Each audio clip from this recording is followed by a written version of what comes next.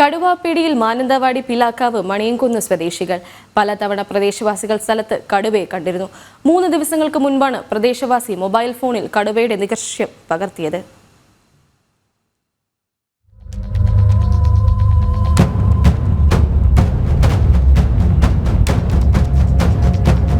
മണിയൻകുന്ന് പ്രദേശത്ത് തേയിലത്തോട്ടത്തിന് സമീപമാണ് ഞായറാഴ്ച വൈകിട്ട് കടുവയെ കണ്ടത്. പ്രദേശവാസിയായ വട്ടക്കുഞ്ഞി ബിജു ഈ ദൃശ്യങ്ങൾ പകർത്തുകയും ചെയ്തു. സമീപകാലത്തായി നിരവധി വളർത്തുമൃഗങ്ങളെ വന്യമൃഗം പിടികൂടിയിരുന്നു. പരാതിയുമായി വനംവകുപ്പിനെ സമീപിച്ചപ്പോൾ പട്ടിക്കടുവയാണ് എന്ന നിലപാടാണ് വനംവകുപ്പ് സ്വീകരിച്ചതെന്ന് നാട്ടുകാർ പറഞ്ഞു.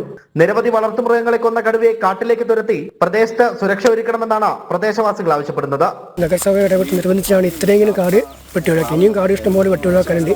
ഈ കാടുകൾ ഇങ്ങനെ തിങ്ങി നിറഞ്ഞ് നിൽക്കുന്നവർ വെട്ടാത്തതുകൊണ്ടാണ് ഈ കടുവകൾ പോലെ ആനയും മറ്റുള്ള മൃഗങ്ങൾ ശല്യവും ഒരുപാട് വരുന്നുണ്ട്. ഇത് ശാസ്ത്ര എസ്റ്റേറ്റിൻ്റെ സ്ഥലമാണ് ഇപ്പോൾ ഉള്ളത്. തൃശ്ശൂർക്കാരുള്ളൊരു ശാസ്ത്ര അവരോട് പറഞ്ഞിട്ട് അവർ കേൾക്കുന്നില്ല വെട്ടാൻ.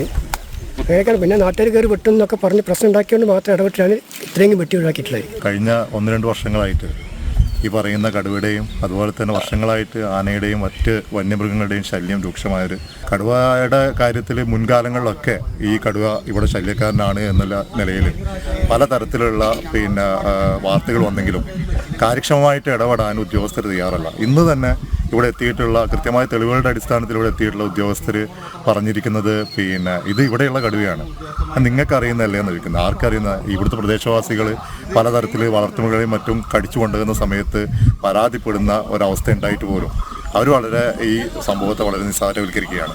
ഇവിടുത്തെ ഇവിടുത്തെ പ്രദേശവാസികളുടെ സ്വസ്ഥമായ ജീവിതത്തിന് വലിയ ഭംഗമാണ് ഇപ്പോൾ ഉണ്ടായിക്കൊണ്ടിരിക്കുന്നത്. അതുകൊണ്ട് കൃത്യമായിട്ട് ഉദ്യോഗസ്ഥരുടെ ഭാഗത്തുനിന്ന് ഇടപെടലുണ്ടായിട്ടില്ലെങ്കിൽ വലിയ പ്രക്ഷോഭങ്ങൾ വരും ദിവസങ്ങളിൽ നടത്തുവാൻ വേണ്ടിയിട്ടാണ് പ്രദേശവാസികൾ തീരുമാനിച്ചിട്ടുള്ളത്. കടുവയ്ക്ക് പുറമെ പ്രദേശത്ത് ആന അടക്കമുള്ള വന്യമൃഗങ്ങൾ ഇറങ്ങുന്നത് സ്ഥിരമാണ്. ജനവാസ മേഖലയിലെ സ്വകാര്യ തോട്ടങ്ങൾ കാടുകയറി നിൽക്കുന്നതാണ് വന്യജീവി ശല്യം രൂക്ഷമാകാൻ പ്രധാന കാരണം. ജനം, വയനാട്.